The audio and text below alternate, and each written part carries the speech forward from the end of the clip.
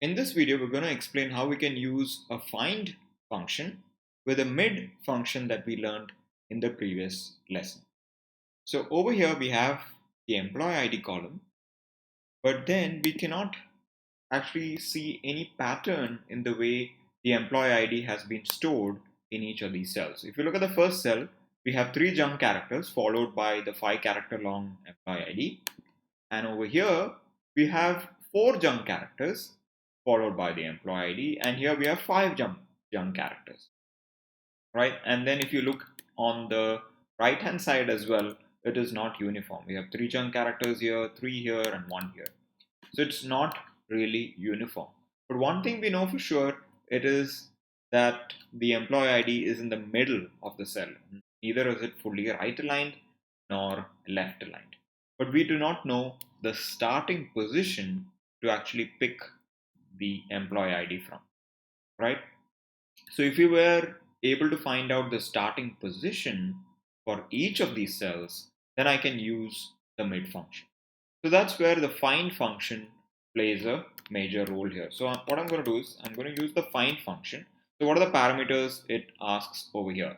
So there are 3 parameters, one of which is optional. So we'll understand that in a little bit. So it's asking us here, what is the text that you need to find? So basically we want to extract the employee ID. So if all employee IDs are starting with capital letter A, so I just provide that in find text. And then where do we want to find this capital A? That is what we have to provide for the parameter within text. So I will select the B3 cell. So it's basically going to search capital letter A in cell B3, right? And then starting number. So this is an optional value. So what you have to understand is whenever you find a parameter within square brackets, it is an optional parameter, right? So the function will work even if you do not provide a value for such optional parameters. So what is start number?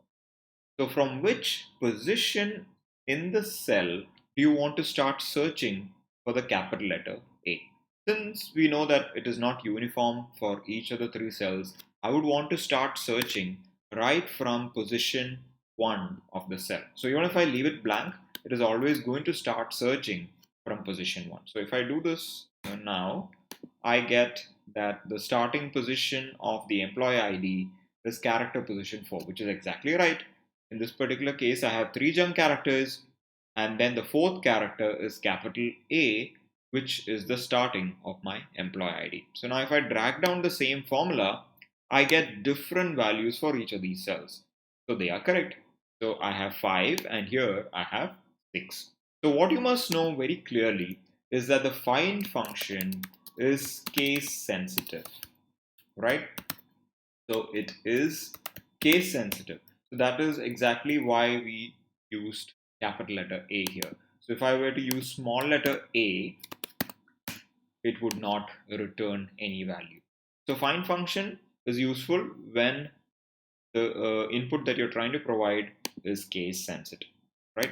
So since we have found out the starting position of our employee ID, we can use this in combination with our mid functions. What I'm going to do right now, I'm just going to cut out this formula and I'm going to start using the mid function. So the mid function starts with the text that I want to extract from. In this case, it's B3. Starting number. So since the starting number is going to be different for each of them, I'm going to use the find function. And the number of characters that I want to extract. So in this case, it is not an optional parameter. So we'll have to provide a number. So we know that our employee ID is 5 characters long. So I'll provide the number as 5. And there you go.